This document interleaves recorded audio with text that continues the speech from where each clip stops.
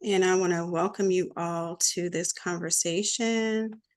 Grateful for folks who are joining us tonight. We have some local folks and some folks from our National Black Co-op family. So welcome.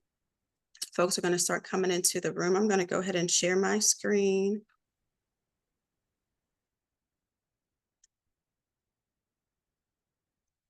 Hey, Nikki, I'm going to make you a co-host. You should be able to turn your camera on now. Welcome. Alrighty, I am going to share my screen here. A second, get to the right page. There we go. And welcome you all tonight to Collective Courage Conversations. This is actually our second conversation for Ujamaa Collective. And if folks are unfamiliar, one, my name is Lakeisha Wolf, and I'll actually rename myself so folks can see my name on the Zoom screen. But my name is Lakeisha Wolf, and I'm a co-founder and serve as executive director of Ujamaa Collective, which is a nonprofit cooperative based in the historic Hill District of Pittsburgh, Pennsylvania. And Ujamaa has been around we are 16 years old.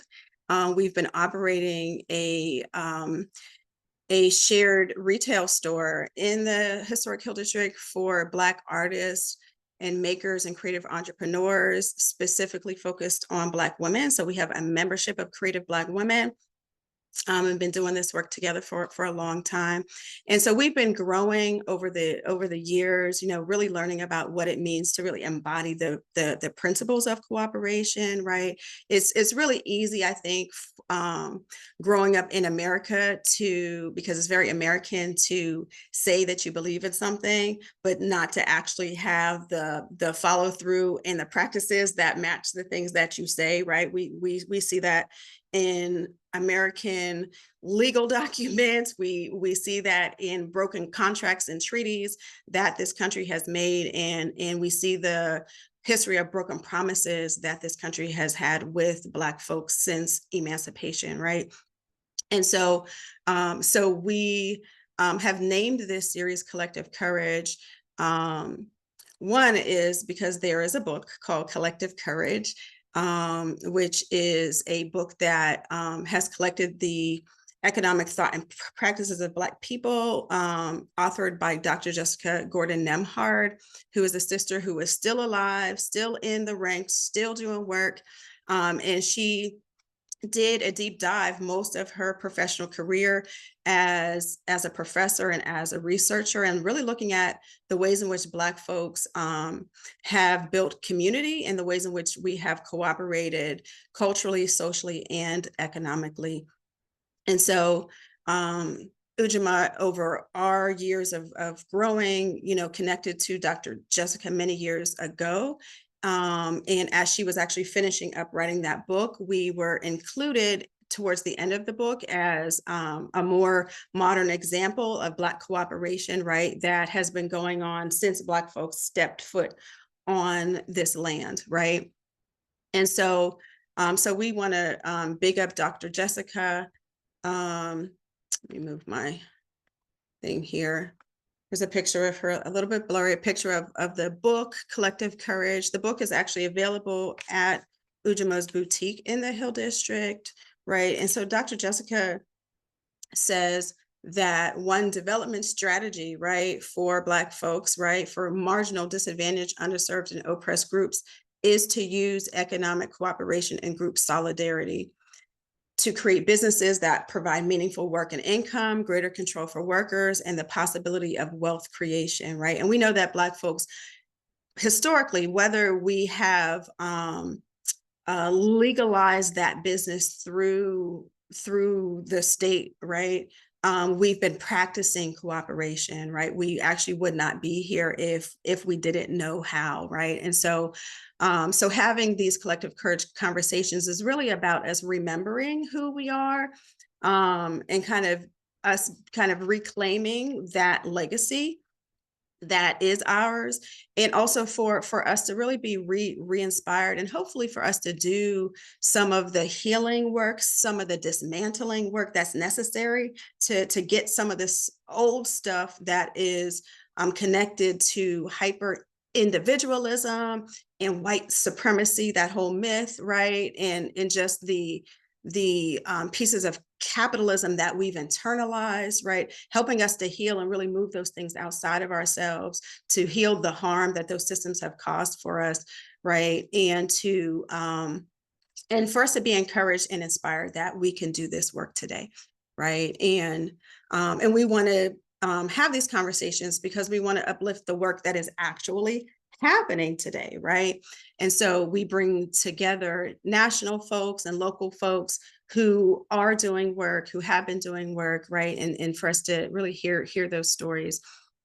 So I want to just first of all just ground us in the reality that we are standing on, living on indigenous land, right? And here in Pittsburgh, we are on indigenous land, and it shows up in the names, right, of our rivers, the names of some of our communities, right? And so we want to just honor the land we're on, those who have stewarded that land historically, right? The sacrifices they've made, the contributions, the losses that they've taken, and the fact that many of them are still here. Their essence and their spirit is still here, right? And we need to free the land, right? Hence the title of this webinar tonight. So we want to acknowledge the land we're on, and also just acknowledge all of our ancestors, right? The multitudes of folks who have come before us, whose shoulders we're standing on, and whose mantle, right, we get to pick up and carry forth, right? So we did not get here on our own, and so we want to be clear about that, right? That life is operating in a circle, and we are a part of that circle. We are not the beginning, nor will we be the end, right? Ashe. And then lastly, before we jump into our conversation tonight, I always like to bring up these core principles from Emergent Strategy by our sibling, Adrienne Marie Brown, right? And so oftentimes Black folks find themselves in lots of conversations about some of our communities' most pressing issues.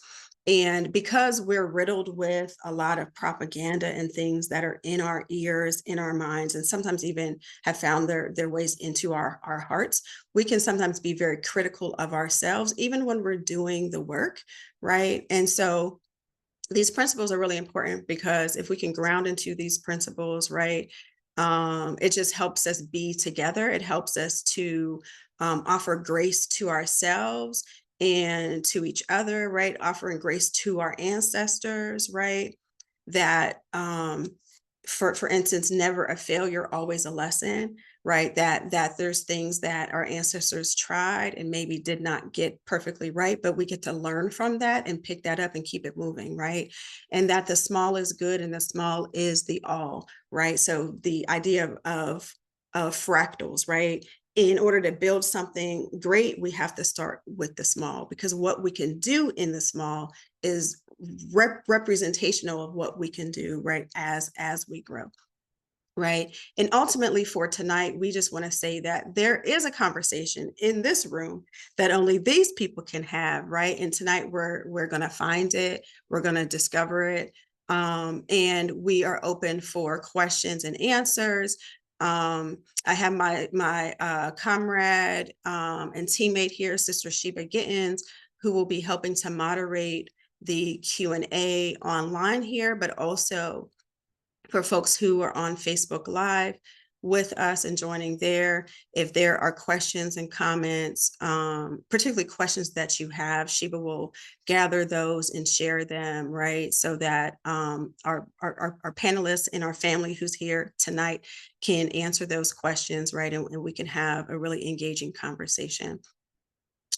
Cool beans. And so our guest tonight with Ujamaa Collective, we have Niki Okuk, who I was introduced to through some of my newer comrades from LA who are a part of the National Association of Black Cooperators, Sister Asia, who's on, Sister Eve, who's traveled to Ghana. I hope she's having a safe and wonderful time. But they say, yeah, we've got a sister here who's done some awesome work. So we're going to hear from Niki tonight. She's from downtown Crenshaw Rising. And we're going to hear this really phenomenal story about the ways in which that community organized to purchase Crenshaw Mall and kind of what happened with that. And really hear that story and be inspired. We also have with us Dr. Tyi-Sanna Jones, who is a Pittsburgh native, and she is currently a resident and serves as vice president at Belmar Gardens, which is really the nation's oldest Black housing co-op, right? It's right here in Pittsburgh. We don't talk enough about it. Most folks don't even know that it even exists. And so we're going to hear about that, learn about that, and figure out ways that we can be supportive of what's happening here in Pittsburgh with that housing co-op. And then our folks from the Hill District, specifically Carl Redwood, Carol Hardiman, and Jackie Walker, representing the Hill District Consensus Group, the Pittsburgh Black Workers Center, as well as FET and Portals to Power, right? As we talk about land, we talk about some of the things that have happened here historically in Pittsburgh, in the Hill District specifically, right? And the work that folks have been doing to free the land up for housing, for commercial development, for food access and growing, all of that. Welcome, everybody. I appreciate you all being here. I'm going to come back to this share really quickly just so I want to see everybody's faces. Thank you all for being here. We appreciate you. I'm going to just ground our conversation with this. Actually, Niki, when we were talking and you were sharing some resources with me earlier, I had went to the Crenshaw, the downtown Crenshaw website. And when I started looking through the information and looking at the blogs and whatnot, one of the stories that I found was an article that was written by the Brookings Institute, that, you know, they wrote this article, which is a primer on community ownership of real estate. And they wrote that sort of in the context of what was happening in Crenshaw. And so I wanted to just kind of read just this little quote from that article to kind of just ground us in this conversation about freeing up the land. And then I'll pass it over to you. You can introduce yourself and share your story. So this is an article from Brookings, and it reads, property ownership in the United States has always been rooted in racial exclusion and exploitation.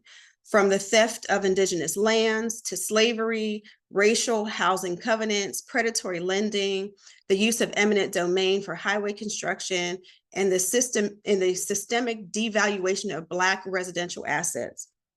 This enduring link between ownership and structural racism undergirds many economic disparities faced by individuals and communities of color in the U.S., including the racial wealth gap, disproportionate rates of asset poverty, intergenerational poverty, access to credit, capital, and entrepreneurial opportunities and economic mobilities.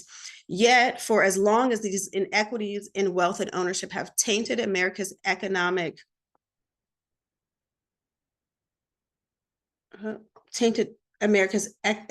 history, Black families and other economically excluded populations have piloted collective ownership models, including communal farming plots, Black commons, freedom farms, Black credit unions, and mutual aid networks, as well as community land trusts.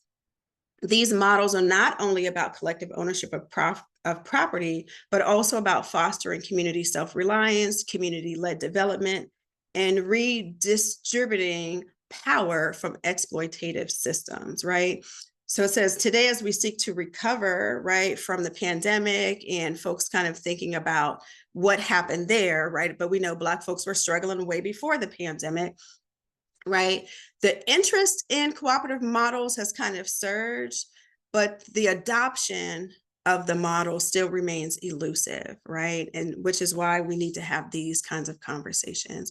So Niki, I'm going to pass it over to you. Welcome and thank you for joining us from Crenshaw. I'm sure the sun is shining over there. It's gray here in Pittsburgh. Yeah, thank you so much. And thank you so much for hosting this incredible gathering. So I do have a few slides, but I think maybe I'll just start by telling you guys a little bit of the story of downtown Crenshaw and, sort of how we got here. For me personally, I've always been a community organizer and activist, but I also, right out of graduate school, decided to start a recycling business. I had read Van Jones, I wanted to create green collar jobs in my community. And we did just that. We started a truck tire recycling business that grew over a few years to sort of like multi-million dollars in revenue, doing well. We had 20 plus employees, mostly Black and brown, mostly folks who were formerly incarcerated and folks who were, having issues with like documentation and papers. And I was really proud of the work that we were doing for sure. But the warehouse that we rented in Compton, the landlord raised the rent from about $15,000 a month to $20,000+ per month. So you can imagine for a low margin recycling business, it was very difficult for us to stay open, and we closed our doors shortly thereafter. Now, the reason why I tell this story is because it became eminently evident to me that all Black businesses were going to struggle under this exact circumstance. And I've seen it unfold now dozens of times across Crenshaw over the last few years that we've been working on this project. And what came to my mind is, how are we going to build the businesses that we want in our communities, right? That create the jobs that we want in our communities. We were working at the time actually to turning our business into a cooperative, but it was a cooperative that would have not been able to sustain itself at those rent rates. And so it was at that time too that, that I was working with other community members thinking about, all of the numerous issues that, Lakeisha just mentioned, right? Los Angeles has a growing housing crisis. We have extreme gentrification taking place. In fact, the only place in Los Angeles where the Black population is increasing is in Skid Row. So our housing crisis is an incredible one, but it goes also, in my experience, out to commercial properties and everything else, right? So how are we going to house ourselves, feed ourselves, create the jobs that we need, and sustain our businesses if we don't control this sort of underlying asset, the real estate? Now, interestingly, we had been organizing and thinking about things like this. As you guys know in Pittsburgh, I'm sure, right? Like you probably all know each other from other organizing efforts over the years. And when the announcement was made that the Crenshaw Mall was going to be coming up for sale, a bunch of folks, mainly organized by my colleague Damien, sorry, I got a little bit emotional talking about all the things that we've lost, but now we're going to talk about the things we're going to build. We put on a Zoom call, and incredibly, in this moment, and you have to remember too, this was a couple months after the murder of George Floyd, incredibly in this moment, in the Zoom call, in the pandemic, a few thousand people showed up for that Zoom call. A few hundred, I exaggerate, not a few thousand, a few hundred. But that's incredible for, for those of us here who are community organizers who know how hard it is to get 20 folks to show up to a meeting. To have a few hundred on that Zoom call who wanted to talk about what is the destiny for the Crenshaw Mall. For those of you who are not from Los Angeles, the Crenshaw Mall is the very heart of our community, right? It sits at the corner of MLK and Crenshaw Boulevard. All of us have grown up going there. Many of us have had small businesses within the mall over the years. And there was such an outpouring from the community. And I think that the ideas and the creativity that were coming out of that meeting are so interesting and so inspiring because, everybody was sitting back and sort of saying in this moment, right? In this moment when, the Black Lives Matter movement, though it had been around, we had been working on it for 5+ years already, that particular year, that summer, the momentum was huge and folks were fed up and we were all asking ourselves, like, what are we going to do? And the answer that came out of that room was, we're going to buy the Crenshaw Mall. an incredibly expensive piece of real estate in one of the most expensive places in the world, in Los Angeles.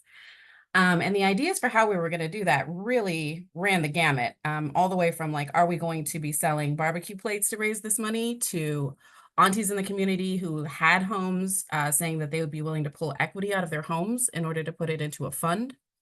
Um, those of us like me who maybe had a little bit more experience in finance, right? Thinking about how could we access ESG funds, right? So environmental, social, and governance, so sustainability funds, right? Folks who had committed to put their money where their mouth is. A lot of us were thinking about, what are the donor networks that we can tap, right?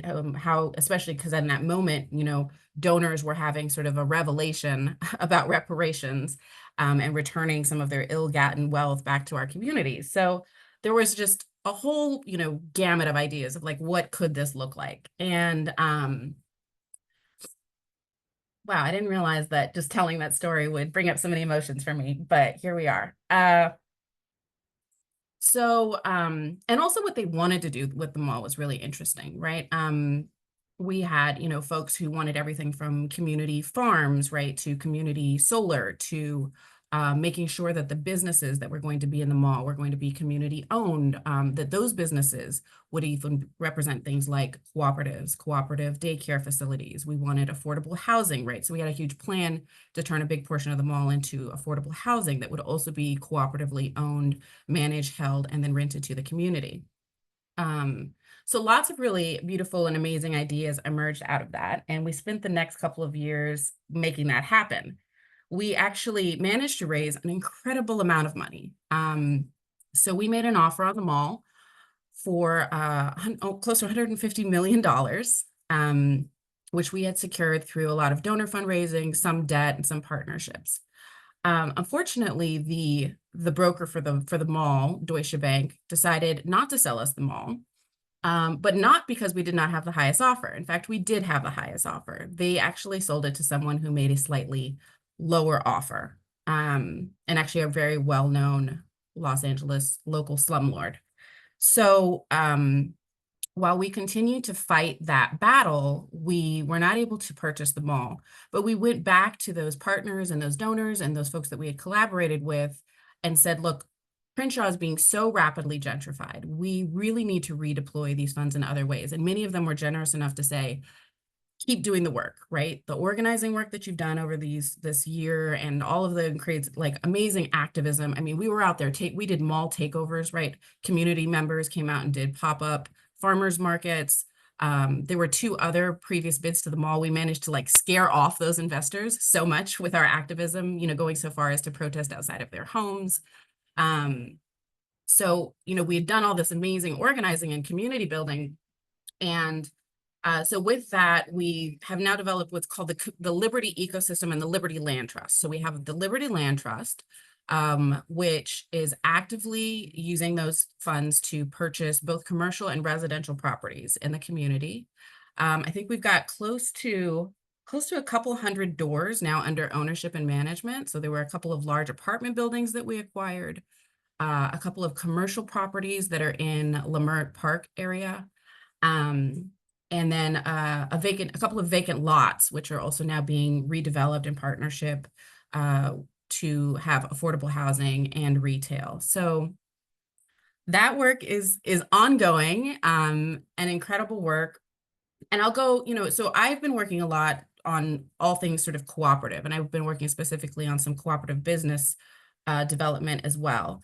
And I have a few slides that I'll share on that. I'm going to skip through some of them because I want to make time for our other esteemed speakers here today. But I'll just show you what we've been up to here.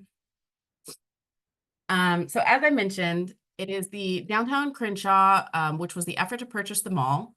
Now we have Liberty Ecosystem, which encompasses the land trust. And then I have this Works logo here, but my colleague Asia is on the line, and she would probably very much like this to instead be their beautifully renamed organization, which is Co-op Crenshaw.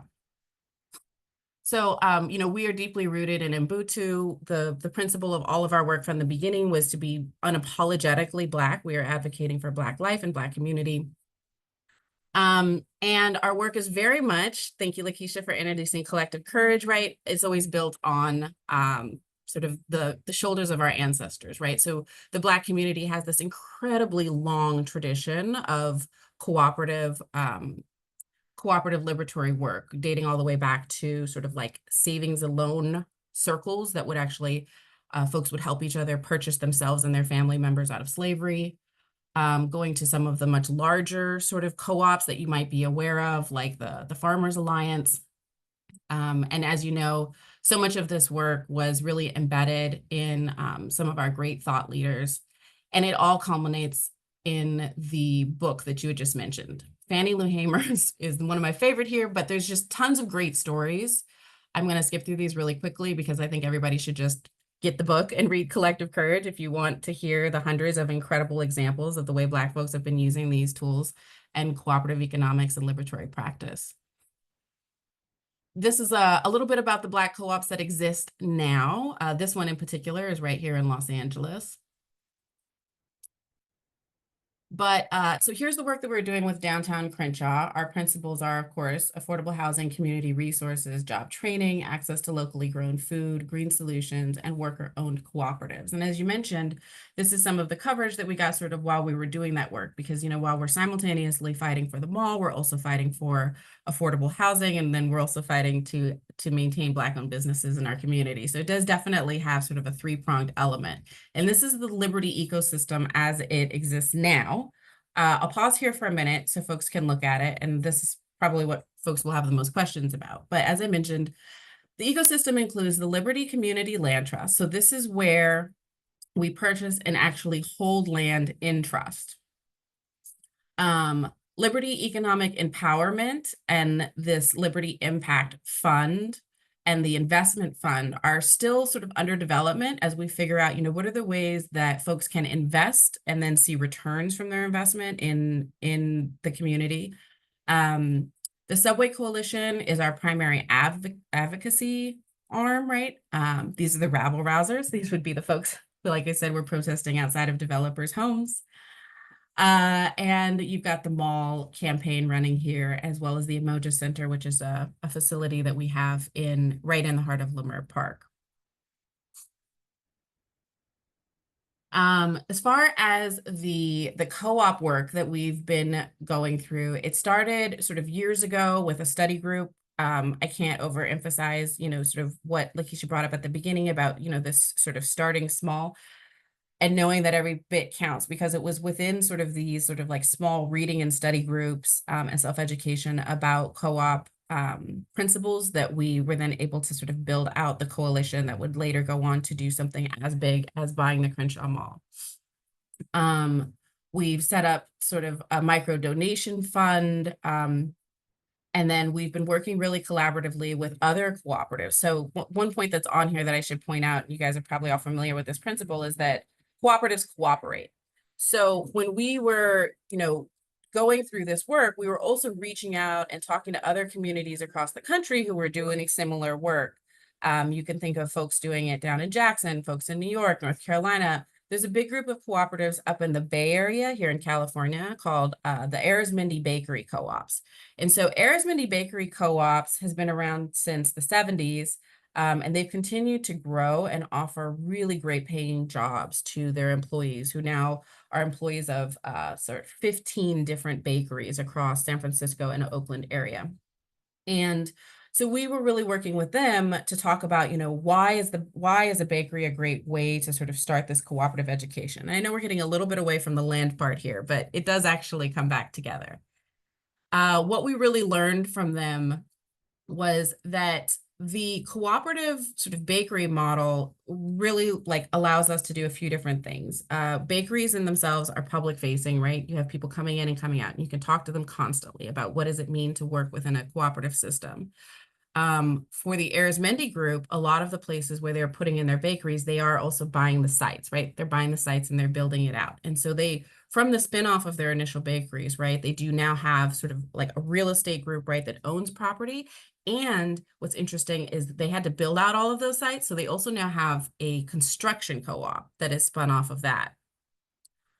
Some of the things that we were thinking about within our land trust right now that we have all these doors under management is what about, landscaping services, handyman services, the security services, all of these services that we're going to need on all of these properties that we own. And those are the places where we're looking at, seeding more cooperative and like locally owned businesses to do those sorts of services and making conversions as well.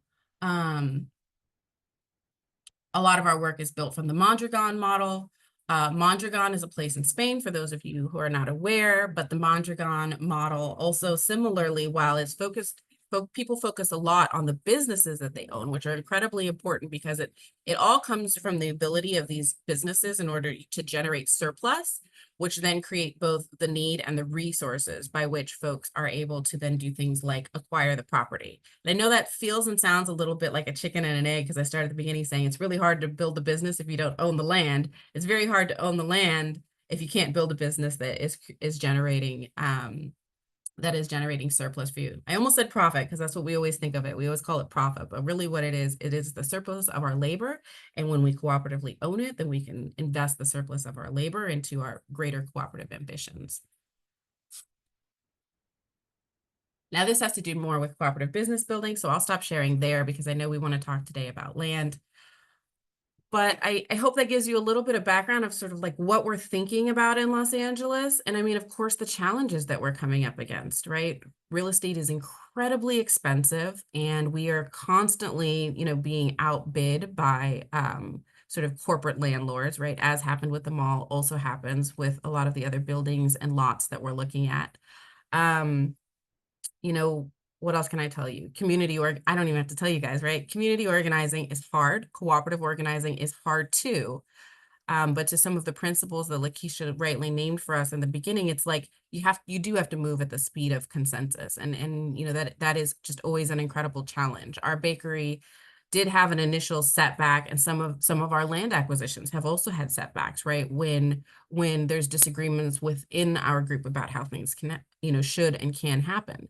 But the more we work at building the systems for resolving those, as opposed to trying to ignore them and push forward, the stronger we become. So every single time that a project hasn't worked out, or we haven't been able to move forward and we had to reset, has been a learning experience, right? So just because we weren't able to, acquire this property, or just because we weren't able to start the bakery with like this initial cohort of people, should be taken as oh, well, let's go back and create the governance structure that will properly allow people to enter and participate in a way that is like meaningful and contributive, but also exit when it's time for them to exit, because what we're really looking for is sustainability, right? And that's the problem with the way that land ownership and businesses are very much structured right now, right? Me as a business owner, when I owned my tire recycling company, that business was only going to last as long as I wanted to own it and operate it.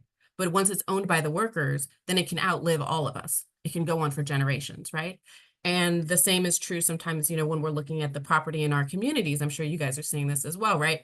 You have generations of property owners who may be passing away, or maybe they're moving in with their kids, and their kids have moved to other places. So that property is not necessarily going to stay within ownership of the community members or the Black community there, unless we create the structures for it. So just wishing and hoping and crossing our fingers that somehow this like dream of succession will come about. If it doesn't work, we know that we have to build the tools that are going to dismantle this house.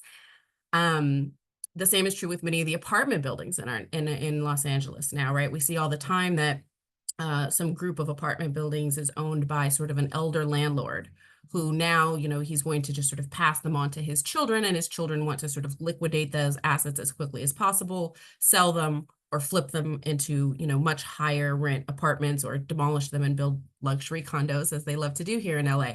So again, this idea of like succession planning, right? Creating systems that allow people to sort of enter in and exit from their ownership roles within this property, but then continues to maintain it under community control. Now, the last thing I'll say is like one of the most interesting concepts that we're piloting, and we were lucky enough to get some funding granted to us by, I believe it was either state, but it was some state and some county and some city funds were granted to a group of land trusts in the area. And one of the really interesting ones that we're looking at is this concept of purchasing single family homes. If you're familiar with Los Angeles, a lot of our single family homes come with like a 2 or 3 car garage attached to the back. And we're looking at ways that those could be converted into not necessarily an ADU, but actually a full other house, right? And that then those 2 homes can be either rented or sold, but that the land underneath it, right, continues to remain in the community land trust, right? So, and then the person who's allowed to rent or own one of those homes, if they choose to sell it, right, they're selling it in a way that is facilitated by the land trust, right? So that we're continuing to house our community members, even when folks are ready to move away. And so I don't have a total update on that project yet. I'm sure everybody's going to have questions about that one because it's so interesting and so unique, but we have acquired a few homes for that. We're in the midst of remodeling and structuring sort of what is the legal framework that will allow us to accomplish our goals, right? So it's like setting your eye on a goal, building the frameworks that will hopefully allow us to get there, and then being able to admit when sometimes we have to go back and reset and rethink it and do it again. All right, Nikki, you done dropped a whole bunch of stuff on us here. All so very good. I'm like, what? So I have a couple of yes, questions, comments, that I'll just maybe name 2 things or whatever. And then if folks have questions or comments for Nikki, and anything that she shared now, you can definitely drop those things in the Q&A. And also on the Facebook Live, Sheba will grab your questions. If you have questions, you can put them in the comment section there, and we'll bring them into the Zoom room and get your questions answered all until we're done here tonight. And then even after that, so you can reach out and we can continue to do this work, right? This is just one way that we're having the conversation, but the work continues after tonight. So one is I want to name what folks call like the George Floyd effect, right? Like what happened in 2020. Right. Because even here in Pittsburgh, right, folks were protesting all across the country. It was happening here in Pittsburgh. And, folks who are in the nonprofit community, right, Black folks, it became really, I think, like a situation where we saw the sort of like, I don't want to call them like sympathy checks, right? But like folks feeling like, these institutions feel like, okay, we need to be in this moment, right, on the right side of history, right? We don't want to be seen as not responsive to the Black community, right? And so folks, of course, we saw the companies that were like, oh, we're just going to do that Black square on our social media. But then you had the institutions and the corporate giving, right, for foundations and other places, right, where we saw an uptick in money that went out to Black folks, right? And so, which, I'm assuming that was a part of, right, maybe some of the initial giving, right, because we had across the country this sort of heightened moment. And I know that here in Pittsburgh, right, like for particularly folks who are in the arts and in cultural spaces, right, like we saw in a sort of uptick in the relationships we had with foundations, right? We saw more money coming in. But what's interesting is, so I sat on an advisory leadership group for a research project that was done by the Greater Pittsburgh Arts Council. And what we saw when we looked at the data of foundations giving, right, to Black and other people of color groups, right, as compared to traditional arts and cultural white groups, you saw this increase, right? Because this study was like, how has the giving been going, right? Right, as we're looking at the inequitable giving in general, right? But then you saw this sort of uptick, right, in 2020 that actually was commensurate with the amount of the population, right? So when we measure like equity, right, oftentimes folks are like, if we're looking at prisons, we say, well, if Black folks are 13% of the population, but they are incarcerated at 50%, right? And so the same thing goes with giving, right? So you see your nonprofits, and they're giving all of the money to the white groups, and they're not giving it to the Black groups, right?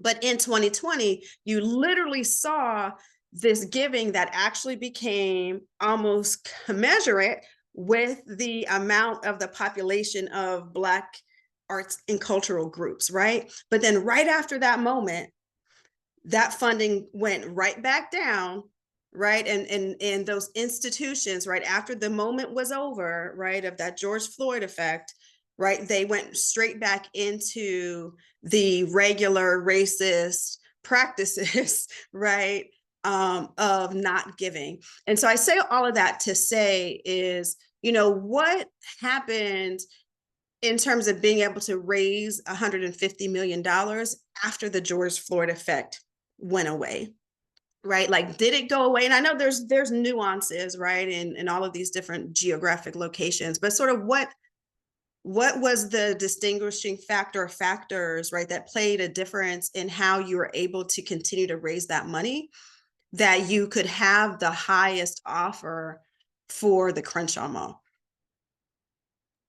Yeah, so I think your analysis is totally on point there, right? Like there was just a huge surge in giving. I mean, I think importantly when we were entering those conversations, right, it was important for us to be clear with donors that what they were giving could not be overly prescriptive, and it could not be overly extractive, right? Those are two of the things that I think like donors and grant funding always sort of fall into this trap, right? They tell us what we should do with the money, and then they like to tell us what we should do for them for the money. Mm-hmm.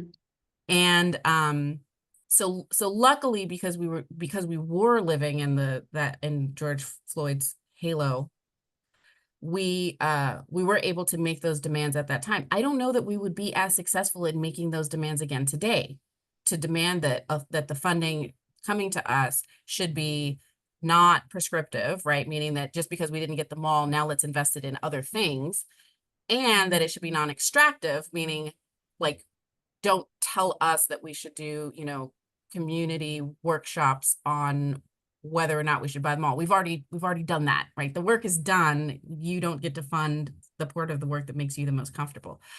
And so I admit that I don't think it would ever be possible for us to have recreated that moment, but I will say that now that we've used that initial seed funding that came without the strings attached, right? Now it is easier for us to go after like kind of more traditional funding, right? So now we can stack and layer that with things that are more traditionally for affordable housing, or things that are more traditionally for business development, right? Because we had that first initial grant that didn't tell us how to do or what to do, what we wanted to do. That's all the insight that I can offer there. Yeah, no, that's great. And I think the other point, when you raised, right, as you all began to, when you shifted some of the focus away from the mall, right, and said, okay, if we can't use the resources directly to buy the mall, what else can we do, right, to still with the same impact do with this money, right, to free up the land to meet the needs of the community.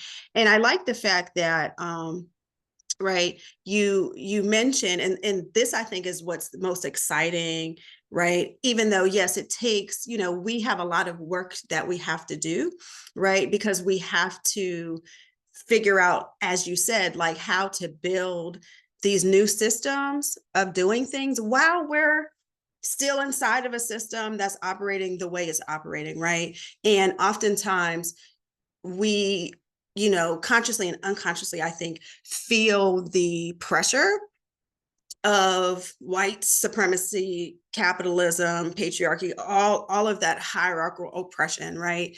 And it's easy because we've known that for so long, right? It's so easy to default, right? Even though we're trying to build something new and we have a vision for something we can do together, it's so easy when the pressure is on, when a conflict arises, right? It's so easy to like default back into these old practices, right? Of like, well, even though 30% of our group doesn't agree, we're just going to keep it moving, right? But it's like, no, let's actually see what are the valid reasons why this 30% of our group doesn't agree, right? And one of the things that I've definitely learned in this journey of Black cooperation and really building relationships with folks, right? One is, of course, like cooperation is relational, right? So we're not actually being cooperative if we're not really tending to the relationships that we have with folks, right? And it's hard because Black folks got a lot of trauma, a lot of hard stuff that we, unfortunately have not always had the time and the space to like unpack those things, right? And they're kind of like stacked up in us. So oftentimes we expect bad things to happen. And then we're kind of living out that sort of destiny, right?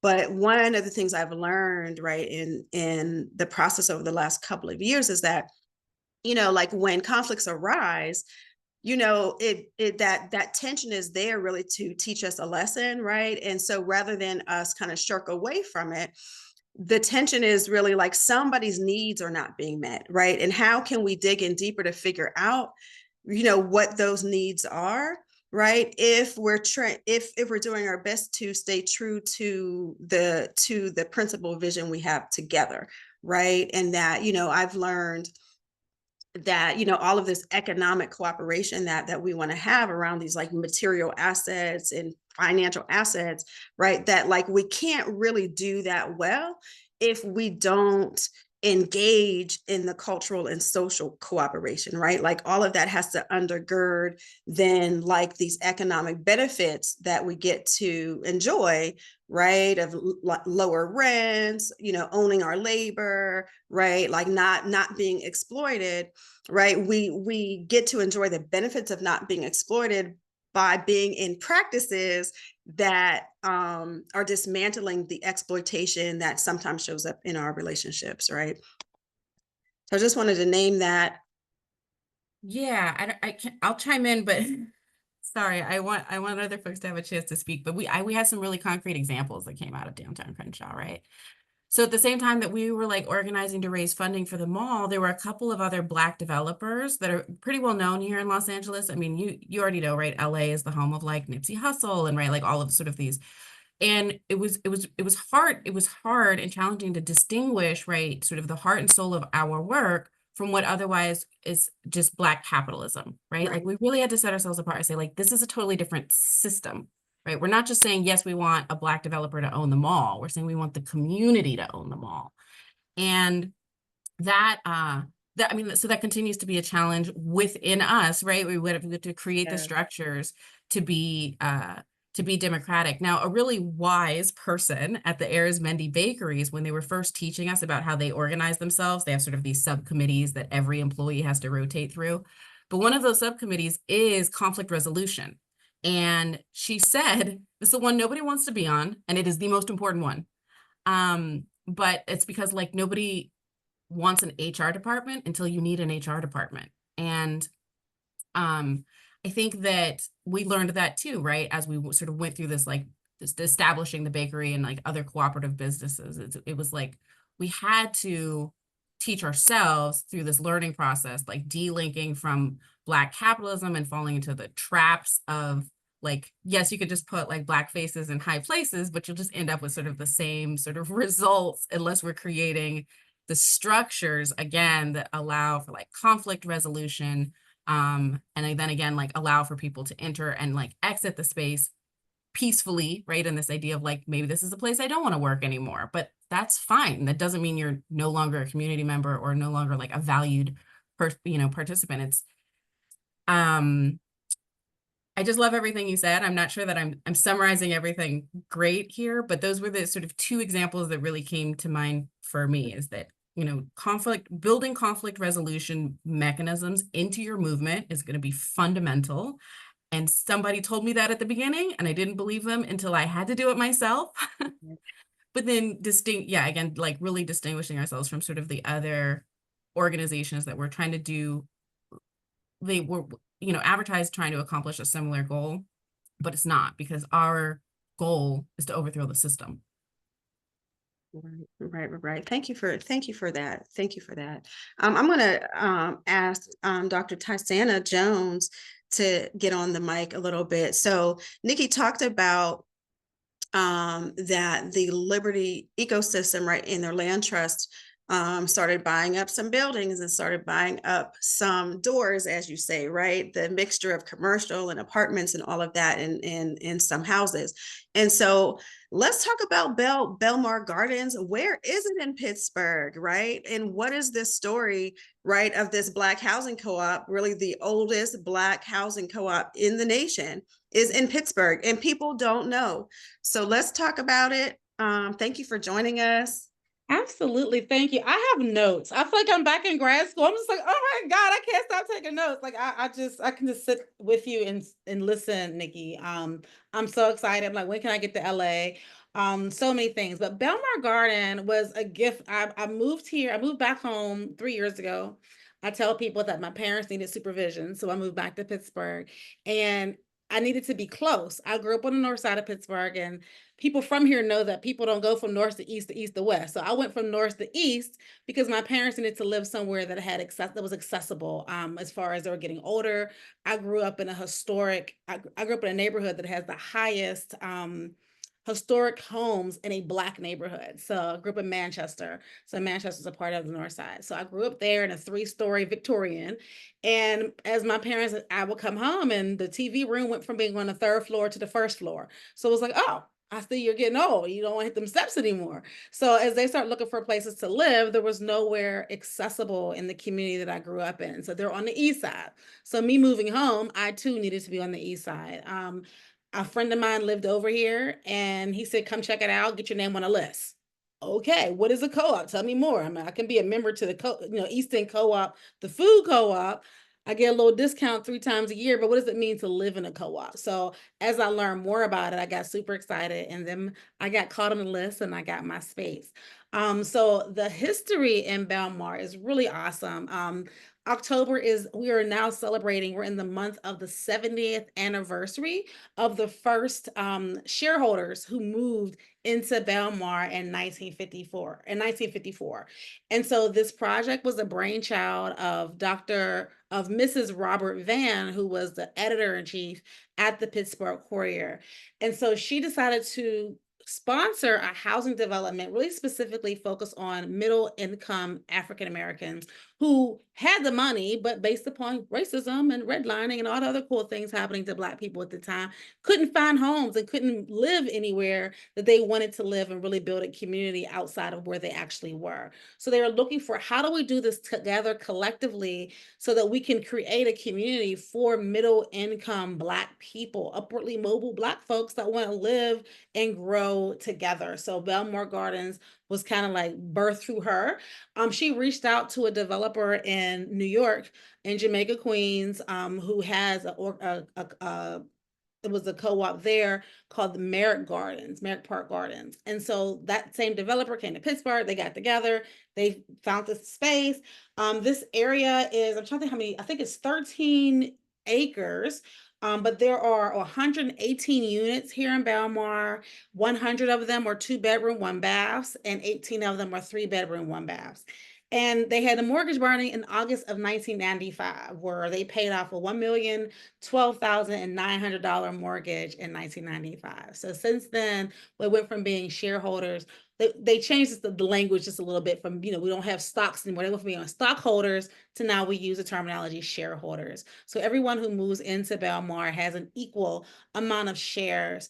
And we are, your house is my house, but I just happen to live over here in 7165. So like that's how like Belmar works. We have a board of directors who has been elected by the other shareholders. We sit for a term of 3 years, and we look at the governance of the cooperative at large.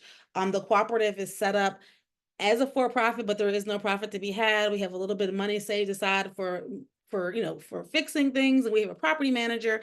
But It's interesting. What we've realized as we're going through, one of the things that I was really pressed about as being on the board this year, well, last year, this is my second year now on the board, is that there hasn't been really clear and consistent like processes, and people don't know that this place exists. So it's like, we got this over here in this corner on this hill, and no one knows that Belmar is here unless you live here or know someone that lives here. And so it's like the best kept secret that shouldn't be secret in Pittsburgh, because it is such an amazing concept to be able to take care of one another collectively. But like you said, this tension, tension being the fact that someone's needs aren't being met, conflict resolutions, those things don't really exist. And because of those things not having these really clear and definite problems, people have bought into capitalism, but you live in a co-op. So that we're really trying to get some of those old school, why was Belmar Gardens created ideas, let's get those back in paper, and let's get those back into the culture of Belmar. As it stands, many people who have been here for generations they know each other. There are groups of people that absolutely know each other and have known each other generationally, but there are people like myself who are brand new, and I know like 2 or 3 people up here other than the people who are now on the board. So we're in the process of really trying to really get this community space back together.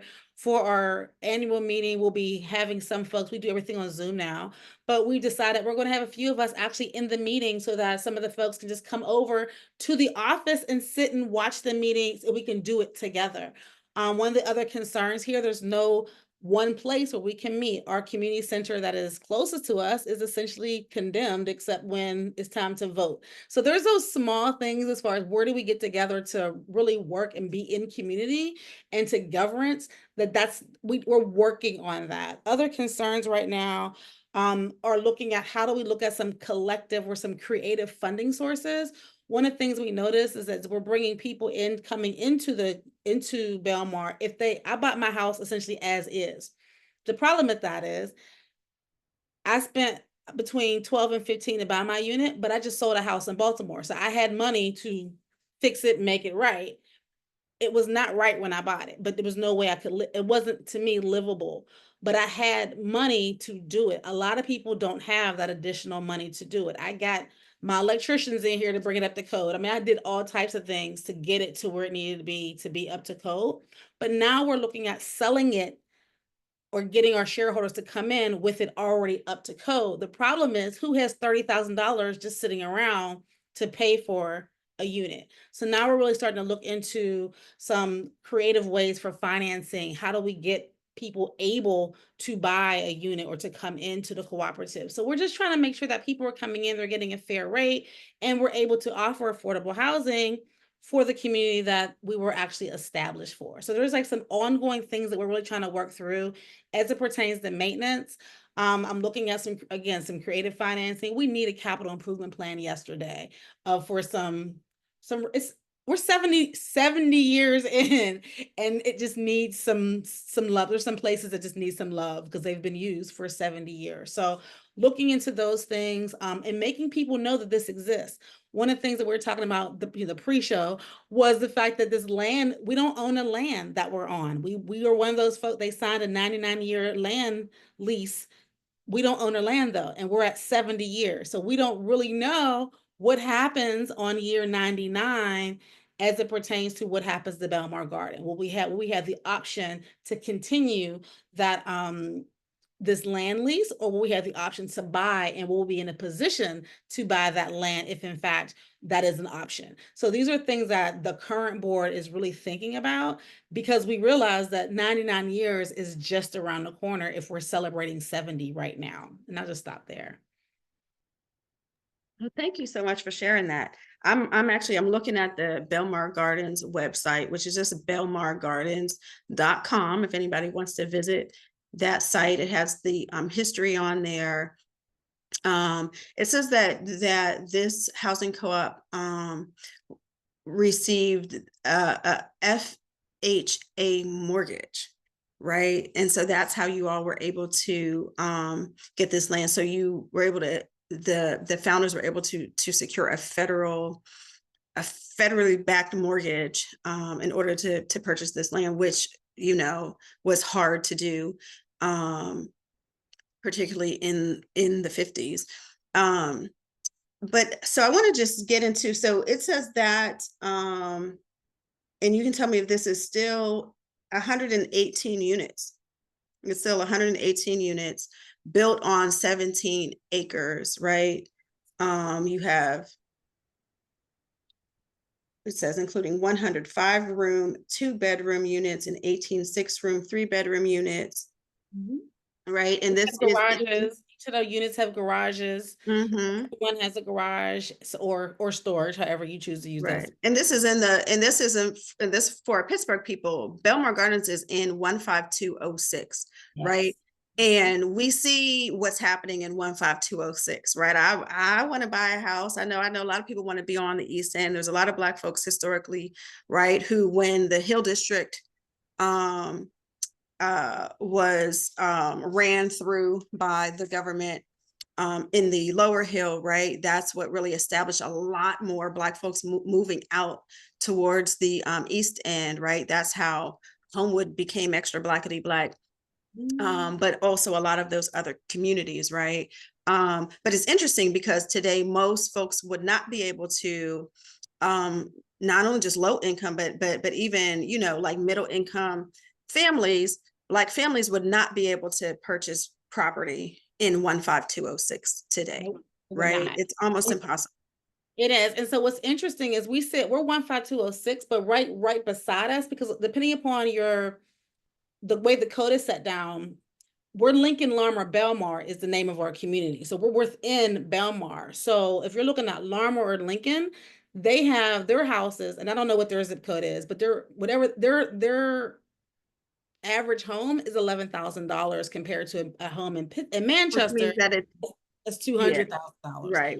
We're really close to, but because we have a different zip code, people forget that we're really Lincoln, Larmer, Belmar because we have an East Liberty zip code. So it's really interesting, again, how people play with these numbers, including the zip codes on how it's being cut and carved out. Right. And what's specifically being invested in, right? In what's not being invested in, right? And so those folks who, because it's clear what's happening in Lincoln Leamington now, right? And I remember a few years ago, and this I'm going to ask the consensus group folks to start to jump in here, right? Because I remember after the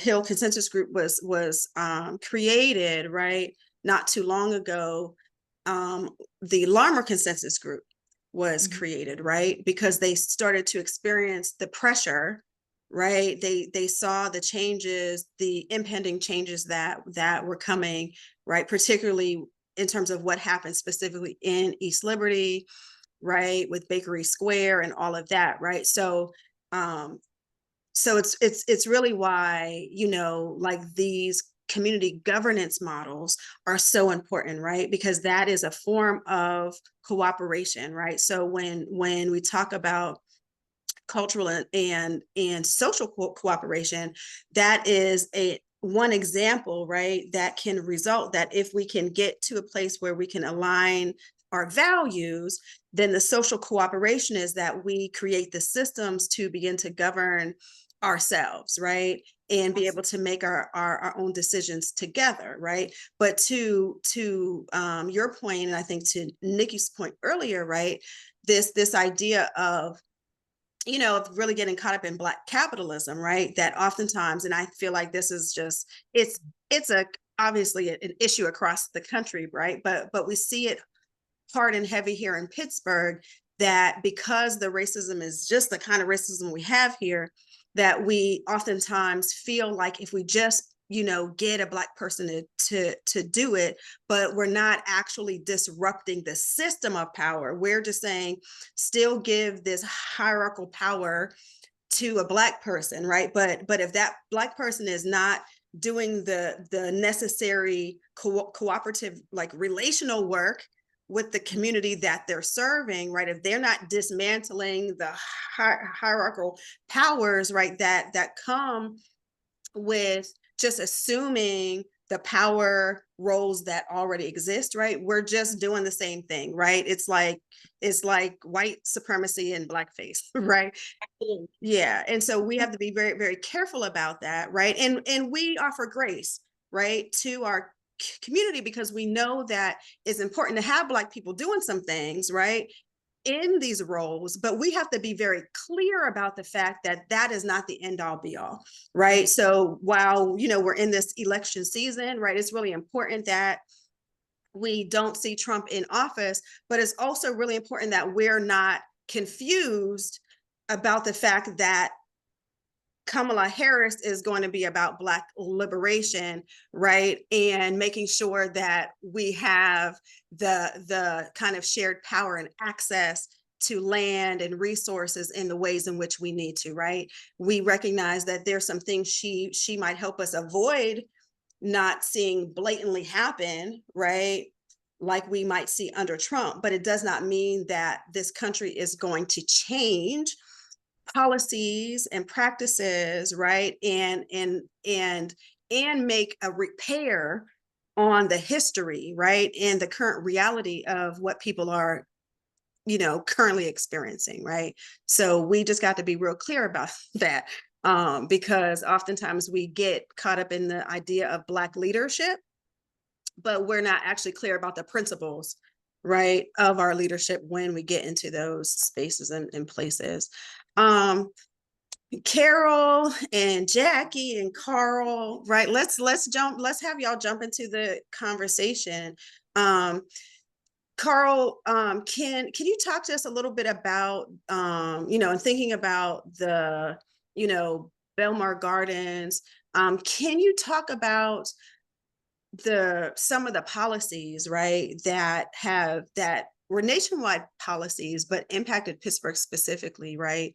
And how and why a Belmar Gardens happening in the 50s was such a precedent of Black cooperation, and how we might be able to really learn from what they've done and also support them today.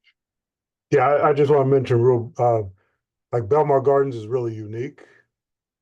And it was unique then in 1950s, and it's unique today because it's a unique group of 100 and some families that are able to live in a cooperative situation where they can work together and collectively own their place. But we have, you know, 67,000 other families who aren't able to be in that situation. So we really have to understand, I think it goes back to what you were saying, capitalism has not been set up to do well for our people at all. Right now, 28% of Black people in Pittsburgh live in poverty, below the poverty level. Since 1999, 2/3 of all public housing, like the projects, you know, when we see the projects were Black communities, right? And since 1999, 2/3 of those units have been destroyed. And what has happened is Black families have been forced out of the city of Pittsburgh further and further to the towns where the rents are cheaper, because people move in search of cheaper rents. I really think the Black population in the city went from 100,000 in 1980 to 67,000 today. So we're just losing lots of people. And what we have to really do, in my thinking, is we have to fight to maintain the public housing we have and make it better. We have to win more public housing, and we have to create new alternative options like Belmar Gardens and community land trusts so we can start to build this alternative inside of the system that really doesn't work for us. One aspect I know of, as I've been working with Carol and others, Lakeisha, we're trying to stand up the Steel City Cooperative Housing Initiative to figure out how we can do kind of what Crenshaw was doing, is look at what's out there, try to assemble some partners so we can move towards developing some cooperative models, like a pilot program to build cooperative housing somewhere in this area, because we have to test how it works. There hasn't been any built in recent times. Belmar Gardens was 54. I don't know where Sheridan Park was around that time. There's a bunch of high-end co-ops in Oakland too. They're like market rate co-ops, like University Place, but all of them were done in the 60s, 50s, 60s, 70s. Nothing recently. So part of the issue we'll have is like the Crenshaw issue is where do we get the financing to try to stand up those things. One good example though is 10 years ago we started these small meetings around trying to think about a community land trust, and the same way we're trying to think about co-ops now. We had lots of meetings, and then we had little pilots. So now we have the City of Bridges Community Land Trust, the Oakland Community Land Trust, the Garfield Community Land Trust. So we have a number of community land trusts that are moving now. We're going to have to follow that same plan to stand up some housing co-ops in the city. But that's all I have to share, and I really appreciated some of the detail on Belmar Gardens and learning about Crenshaw. Thanks. Mhm. Carol, you want to jump in here? Sure. Yeah, like Carl said, we have always been looking at ways that we can basically reach community ownership in the Black community overall.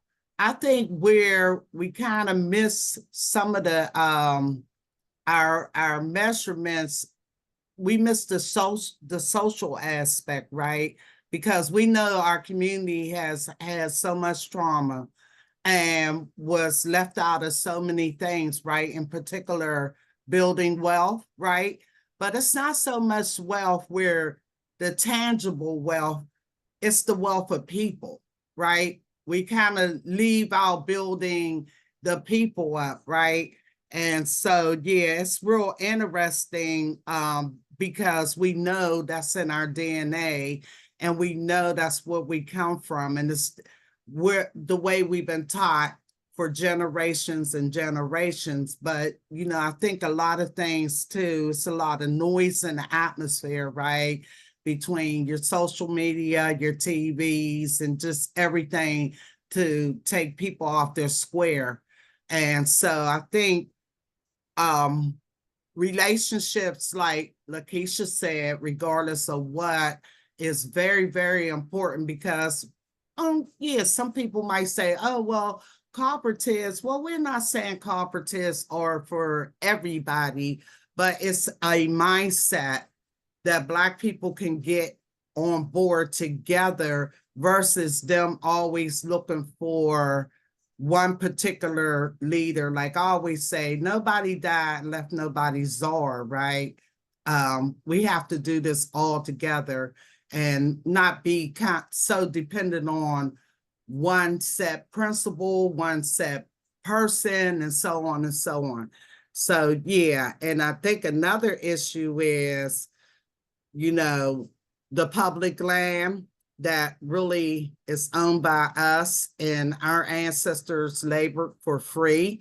We need to speak up about that and take, you know, put it out there and take ownership of that, because that's very, very important that public land is still owned by us, but we never get the same opportunities in our own community. You know, for example, we have people that maybe have an empty lot next door to where they live, and they may want to buy it and do expand even their, I would say, deck or garden or what, and they're being told no, right? But it's public, right? So I figured, well, if it's public, you own that, you know, and if you've been taking care of it and storing it and doing all those kind of things, you know, we could sometimes have to really just make a stand about our rights, right, Nikki? Like the way you said, sometimes we do have to just really go and be protests and, you know, not afraid to face Goliath on some of the things, because it's ironic, all the land in the Hill District and, well, in Pittsburgh in particular, is owned by the city, URA, and Housing Authority, right? And so that part right there in itself, the Housing Authority is tearing down and they're not bringing back a whole lot of houses, right? But yet, Black people in particular are being displaced to places that, you know, they can't, well, it'll take a lot of them to deal with their survival. In other words, getting to their doctors, grocery stores, and so on and so on. But yet, the land that is available in our community right now, anything can happen. You know, and I'm all for community land trust, but I'm not for somebody dangling some affordable housing in my face and telling me it's affordable. And then after 99 years, just like you're saying, Dr. Ty, that then I have to be worried, because this needs to be generations, forever, ever, like infinity. That infinity symbol needs to be after whatever we do as far as community land trust and cooperative housing. So Okay, yeah. I'm gonna pass it over to Jackie, Jackie, but that's the thick of things. yeah. So Jackie, you know, ultimately what we've been talking about, and really the you know, having these conversations is about how we build our collective community power, right? And you've had a project you've been stewarding in the Hill and across the city called Portals to Power. And can you talk to us a little bit about that work and just your thoughts about all of this? Hey y'all. So Portals to Power is basically, it started out as an action. It came through the 3H Community Partners Program that was taking place 2020, 2021 with Homewood Children's Village. And it brought together community members from, this time I met Ms. Carroll, so I met like quite a few people from the Hill District, Homewood, and Hazelwood. All three of those communities are neighborhoods that are quickly gentrifying. They have large Black populations, but more importantly, they're neighborhoods that see just disparate numbers across the board around health, around housing, around what we know as the UN SDGs, which are the US social determinants of health. And those guidelines are, Pittsburgh is a UN city, right? That means that we're saying that we want to align with these goals in a certain time frame. And so through there, we learned not just about civic education and all of that, but specifically about some of the real environmental injustice that's going on in our communities. And that's what stood out to me. And so Portals to Power was an action. It's an action that was meant to make the places that we live prettier, but not for anybody else's benefit, but for our benefit. It talks about how we touch the land and how living in the Hill District, UPMC, which is the largest, which provides quite a bit of insurance and jobs around the city, but the people are not taken care of by this entity. And so it just kind of lords over the community. You see this, you see these letters, and you know that that doesn't mean access necessarily for you. Access to being well taken care of, to better well-being and better overall outcomes. And so Portals to Power started as an action. And that action was about, how do we take care of ourselves by connecting with the land that we're fighting for? And how do we repair ourselves when we come back from fighting against the system? And so I wanted to find pathways to connect people to what we know is plant medicine, but also our plant allies. We know that in our community, the very medicine that we need is popping up on all of the vacant land that besets us, right? And that vacant land is not just vacant land because we, the people that live there, don't care about it. That vacant land is vacant land because there have been choices not to develop it. That vacant land is vacant land because there have been choices made to not check on whether or not it's even a brownfield and if it needs remediation. There are choices being made by people who are not even the city and are not even the URA. These are choices that are being made by private property owners who literally are passing this land around, speculating on it while they live in Utah, while they live in New Jersey, while they live in Illinois, while they live in Somerset County, right? And so we do have a right to a lot of this vacant land, which is owned by the city and it is owned by the URA. And so Portals to Power also has started to fall. My work with Portals to Power eventually took me to working at the University of Pittsburgh School of Law, where I also do work with a project called Wicked Problems Innovation. And we focus on what it means to green vacant land in our communities. But we also know that greening process, while we deserve better tree cover, better air quality, all of that grading process can also create another issue, which is environmental gentrification. And that's when you green land so that people who live on that land can have a better life, right? Because greening that land lowers your rates of depression and anxiety, increases your rates of third spaces and social space for us, people who are living in these neighborhoods. And it makes people feel better cared for, and it increases public safety because by lowering gun violence in those areas, right? So very huge and amazing outcomes. But what it does is sometimes it invites faster gentrification.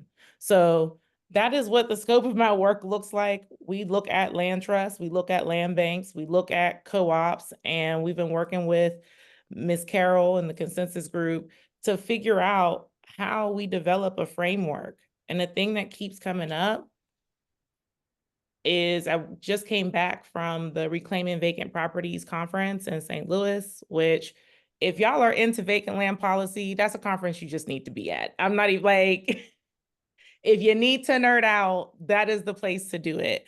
But what I will say is the thing that kept coming up for me while presenting there on how universities can be better neighbors, because that's essentially what it was about.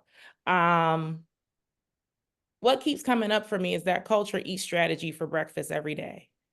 And so we can strategize about how we gonna get the land trust, how we gonna build the co-op.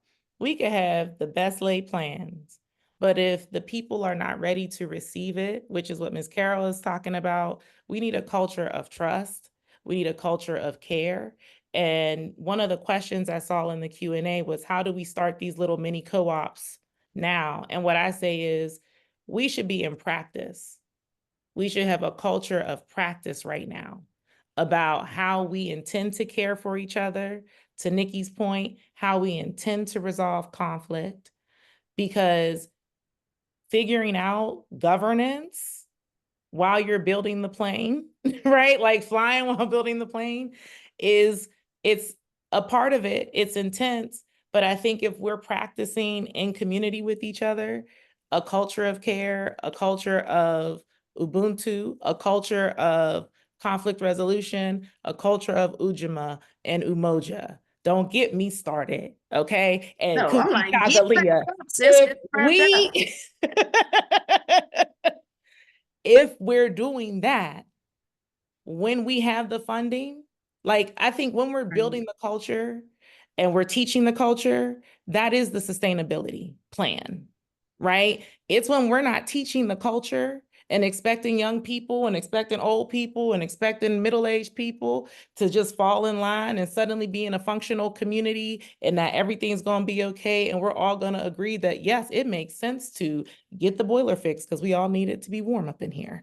We need, like, that is not how everybody thinks. So when we begin to make it clear what our goals are and how we roll, we can be practicing this. Yes. We should be practicing this. Like, this is just how you treat people at the grocery store. These are the basics. So I'm gonna stop preaching because y'all know I be preaching. No, thank you. Jackie, I love it because that's why going back to like even the way the foundations, as you say, Worcester money and whatnot. That's why we started the Community Learning for Justice, because if we ever expect people like to understand what's going on, they have to understand the history And, you know, going back to, like I always say, our ancestors were capital MADE, made to build this country. So they need to understand that in a way that they can understand how to be respected and treated as well, like what you're saying. So that's exactly why I love the partnership that I have with Ujamaa and other groups, like, because just dangling, like I said, affordable housing in front of people's face and saying, oh, well, yeah, I'm the great developer, us in the sky. That is not really how it works. You know, we have to really work on the people and put the people in the middle and center all that other stuff around, because those systems are real. Mm-hmm.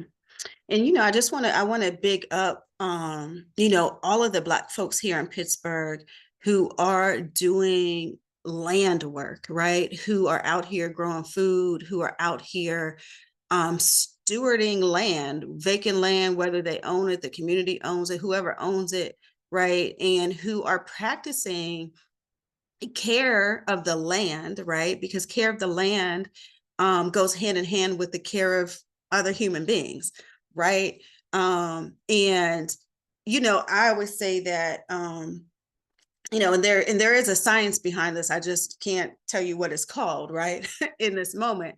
But, you know, the same thing goes for art and making. The same thing goes for gardening and farming, right? Getting your hands moving and creating and producing and cultivating, right? There's something very powerful and very healing about that process, right? Like that's why I do the things I do, right? I'm doing the work I'm doing because first and foremost, I'm doing this work to heal myself, right? Like I remember when I had, as a young person, internalized ideas about Black people that weren't correct, that were negative, right? And it's difficult for us to live in a system and not internalize those things. It was meant for us to do that, right? Like that's what the propaganda and the media and the miseducation, all of those served a role and continue to serve a role, right? And so, you know, I love the work that you all are doing, right? That we all are doing to demonstrate a level of care, right, for ourselves and for each other, right? In the ways in which we cultivate relationships, cultivate spaces, cultivate land, cultivate art, right, and making in community, right? Because something is happening in that space where when your hands are moving and doing all of that, right, there's something that's actually happening in the brain, right, where your brain is able to almost like all of the barriers and boundaries in which it holds the trauma and the negative memories in there, right, all of that stuff in the brain and also in the body it gets a little bit more malleable, right? Those things start to fall away, right? And I can tell you in my own experience of doing this work for 20 something years, that like my relationships in community, right, blossomed by me putting my hands to work, right? And because the boundaries and the borders around my own traumas began to fall away, it gave me the opportunity to name things outside of myself, right, that needed to come up out of me, right? Old experiences, abuses, whatever those things were, they needed to move because I needed to make room to even believe the truth about who we are as Black people, right? Like we sometimes don't even have enough room for the truth of who we are, right? And so we got to get that other stuff out the way. And so I just big up folks who are accessing land, who are growing food, who are bringing young people into gardens, right? And we know there are a lot of Black folks doing that work in Pittsburgh. So I want to move to some of our Q&A. We have some questions, and Niki also has dropped some resources in the chat, specifically talking about governance models. So there is a model called sociocracy. A lot of Black folks across the country are taking this model. It is a group governance model, right? A group decision-making model that is democratic. I know that we are learning this model within the National Association of Black Cooperators, which Ujamaa is a founding member of that group, right? That is now emerging. And so that's a practice we've been learning. And Sheba, if you'd be so kind to drop that link and the other link that is in there from Niki around land trust, and drop that also in the Facebook Live in that chat. Thank you, sister. So that folks can get into those resources, right? Because it's not, we're not starting from scratch, right? And we have to be clear about that. Sometimes we feel like we are, but that's why, going back to the point Niki made about study groups, right? And even if it's just 3 of us, right? We need to start, right? Even if it's just you and your best friend, you and your neighbor, right? Come outside, get on Zoom and start having these conversations, right? Because the genius is in the room, right? And going back to those emergent strategy principle, there's a conversation that only the people in the room can have, right? So if it's you and 3 people, right, you've got to have some level of courage to excavate and get down into that. So in the question and answer section, right, Sister Dana, hey, Sister Dana, how are you? Haven't seen you at Ujamaa lately, but I'm sure we'll see you around soon. So Dana said, I don't own any property on the Hill, but I've been a resident for over 20 years and was an employee at the Hill House in the 90s. I have a genuine interest in the community consensus and the land trust and the development of any decision-making process concerning the land on the Hill. It doesn't seem like it matters to the community that the land is being sold to anyone else but the community residents. My family has a 100-year-old farm in Virginia, but the house we had in Pittsburgh was taken.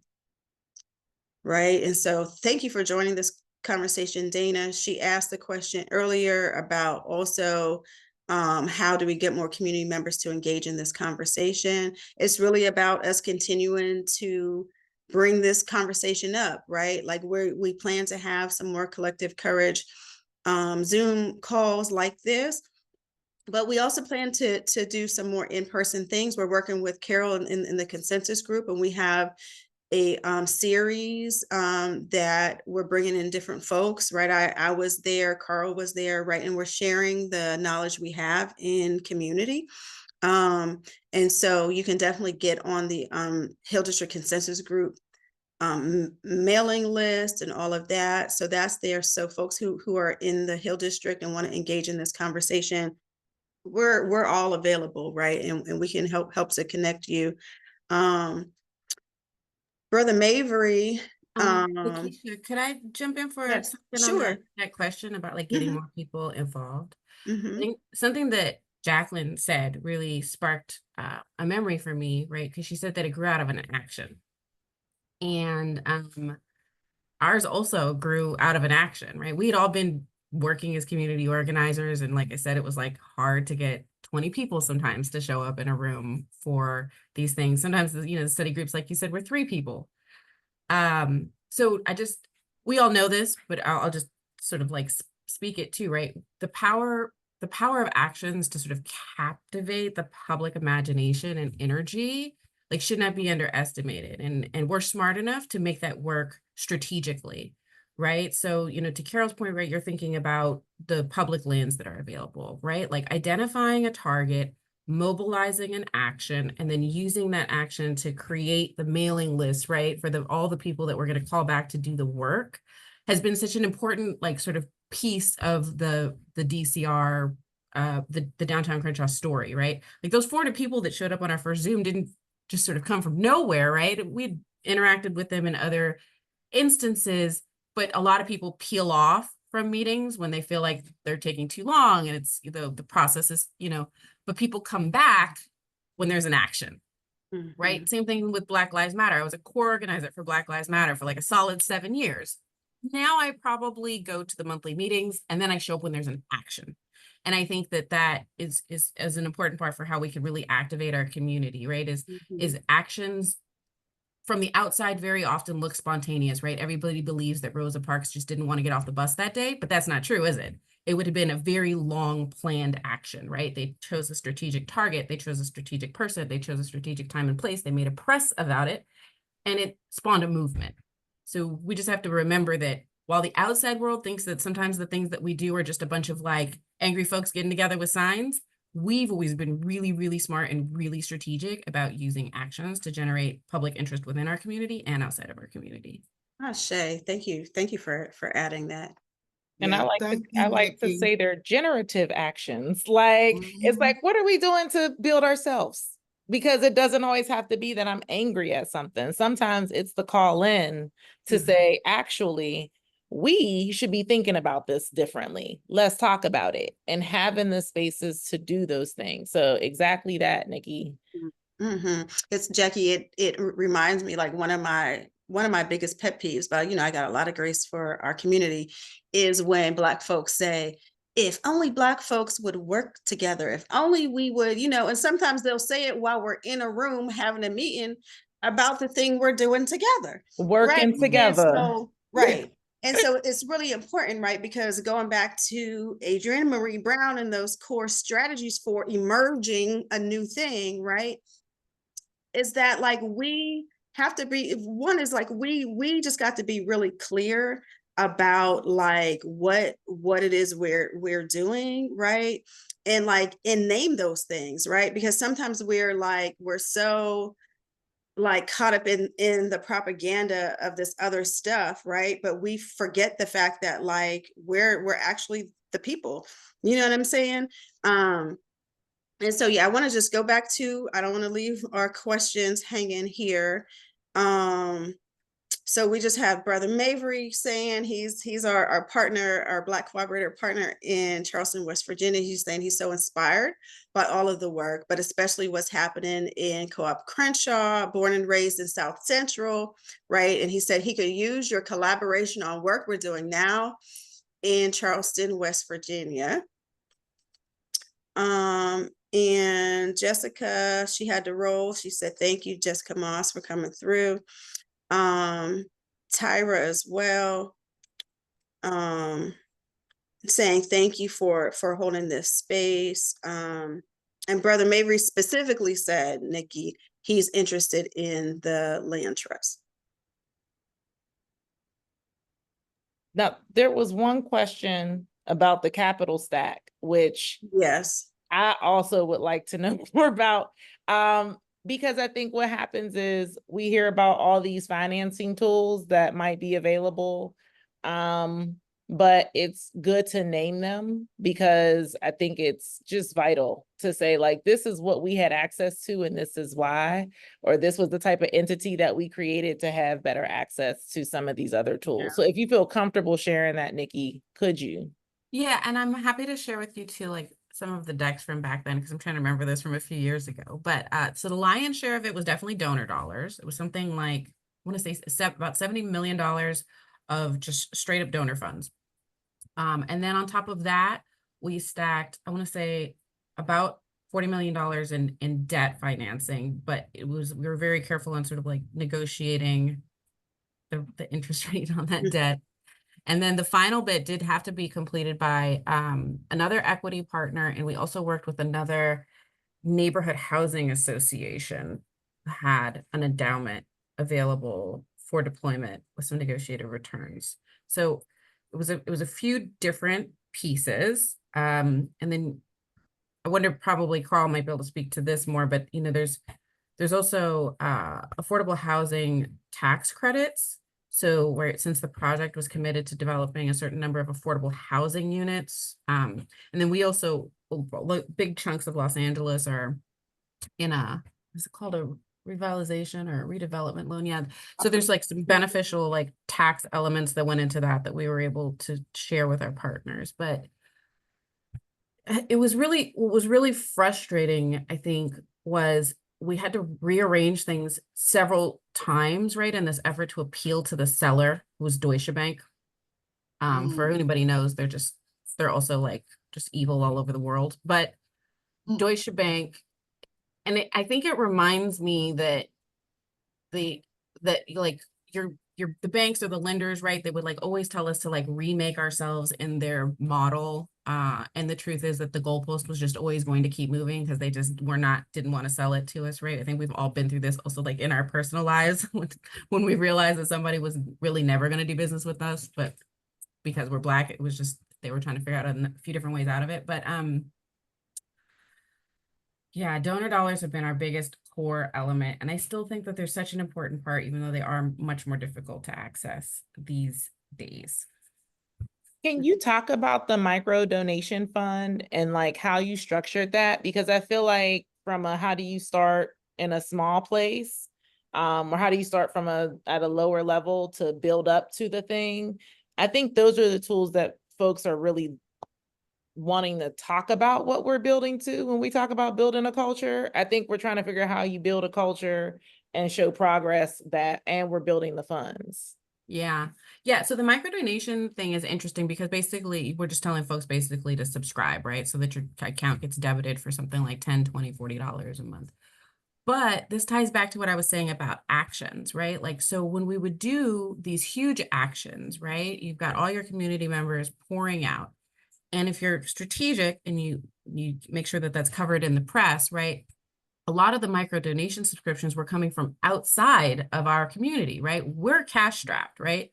But we took the time and the energy and put in the labor, right, to show up and voice that this was a valuable thing that folks needed to be contributing to. But most of our micro donations really come from people who are sort of politically aligned with our vision, but live maybe outside of the community.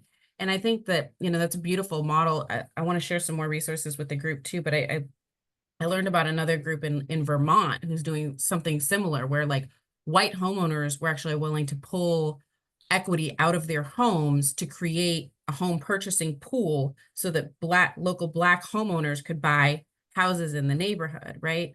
And, so, and that again, like fundraising in the halo of George Floyd really sort of opened the doors to these conversations that I think made it easier for me to continue to ask that contribution, saying like, it is well within your means and actually does not hurt you financially in any way to sort of like do this sort of easy and small act of reparations. And Yeah. so yeah, that's my experience with the micro donation site. And then for those who have that type of disposable income, $10, $20, and $30 subscriptions mean nothing to them because they have so many of them.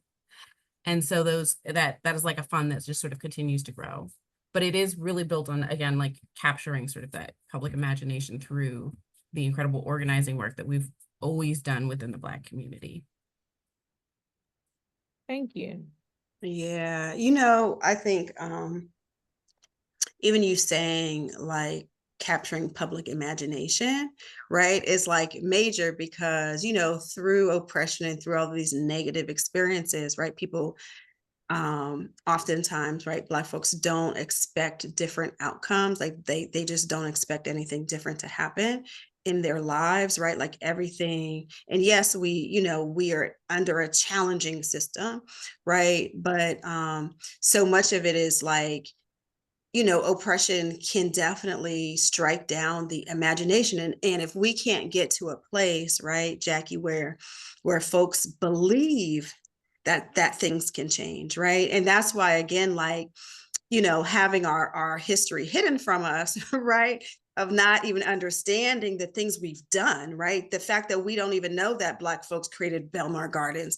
Like, we don't think about that because, as Carol said, we're our mind space is caught up in all of these other things, right? Like, I always say that in Spanish, the word for sports is like diversion, right? And I always think about that because I'm like, the entertainment and all the social media, right? All of the stuff that takes our attention away from ourselves, right? And if we could take a good percentage of our attention and put it on ourselves, right? Imagine what we could do together. And when I say ourselves, not just ourselves individually, right? But like the level of healing work, right, that Black people have to do, right, can be done in community, right? Like how do we bring ourselves together, right?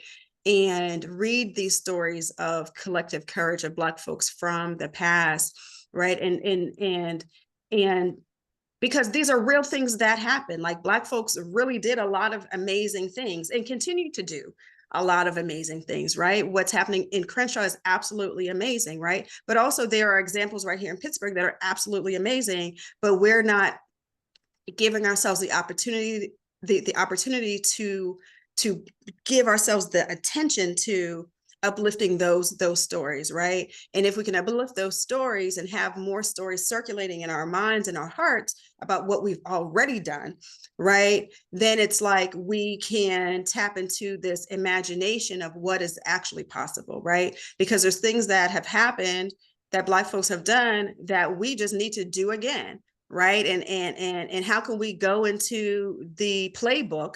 Because Dr. Jessica Gordon Nemhard wrote us a playbook. She literally did, right? And so what we see happening across the country right now of Black folks, you know, who we just named Black cooperators, right? Whether they use that language or not, right? It's like it's a new language we're developing to name who we are and what we've actually been doing, right? So it's like we got to reclaim these stories, we got to reclaim ourselves, right? Name the truth about a lot of what's actually already happening. Black folks are doing amazing things here and across the country, right? But if we don't create our own media, if we're not being strategic, like you said, to when we have an action to highlight the work we're actually doing, to, you know, to bring attention to it, right? So strategically, right, that's something that we definitely have to just do more of and be real clear about. Let's see, was there something else, Sheba? You told me to look at the question and answer. I don't want to miss anybody who may have had. Sharing a lot of love. Okay. One person said they trying to go to the Church of Jackie Walker. Amen. Amen. Shay. I would love to bring in that Facebook question if you all have capacity. Mm-hmm. All right. Sister Jackie, did you want to say something before I brought it in? No, I just know, I saw that Mabry had asked about land trust, and I wanted to get a better understanding of what he was asking, or what Mabry was asking about, as far as understanding more about land trust, in general. But you can ask the question from Facebook, and then while Mabry responds, if Mabry still has questions. Thank you, Jackie. And thank you, everybody. Everybody is sharing such important wisdom. And this question from Facebook is deeply aligned with how do we share this information with our youth? How do we share it with them? How do we support them in thinking about inheriting property that their elders might plan to share with them? How do we support them in understanding how to take care of the land, till the land, grow their own vegetables, their own food? So this question is really seeking about that question around sustainability, and to Jackie's naming, building that culture. Thank you, Cynthia Battle, for your question. Can I jump out there? I think that answer is definitely in the live the culture. Like we have to do it. And we can talk about pie in the sky, but if we're not living it, if we're not kind, if we're not taking time to speak to our neighbors and seeking and taking their needs to be dealt with, and taking it as it matters to me that you're okay. Like they have to see it in action. You have to get them out there towing and plucking weeds with you, or let the kids see you in your front yard, getting your neighborhood together, or decorating or cleaning. So like living it, I think, is how we get the next generation to do it. If we're just talking about it, it's like akin to reading a fairy tale, because it doesn't live anywhere, and they're expecting this magical thing to happen where they're going to get to Atlanta or get to Dallas or, you know, anywhere else, but wherever they are, for this dream to come true. Whereas in fact is the dream is happening right where you are. It's how you're interacting with that dream and making it a reality. And I also want to say, you know, as families, we just have to do it within your household, because My grandmother had a garden, and I grew up in a generational house that I'm still here in the house, right? And my grandmother had a garden, we had borders. We just, we've been a cooperative for so long, and we just learned how to cooperate with one another versus, kids not even being taught how to take out garbage and, like you said, pull weeds. That was part of like my mom used to say, my kids ain't coming out, they doing their work. And it would either be schoolwork or work in the house to take care of the house, to take care of the land, and so now we know how to do everything except maybe repair a roof. But we just really learned it. And the reason why I bring that up is because every time something that you need major done in your house, like even, with the other day, we had an issue of getting our dryer connected. There was always somebody in our household that knew how to do it, or in the community. We never really had to go call Lowe's or somebody. We already had that going on in the community for someone to come and help take care of whatever was going on in the community because of the pride that we have with one another. It was just built into the family, built that pride and that stewardship right in to your families, and everything will be all right, and then people can pass it on, because like I tell Jackie also, this is about a succession plan. And so if you ever expect any young person or anyone to be able to take over after we're all gone or not thought about anymore, you have to teach them.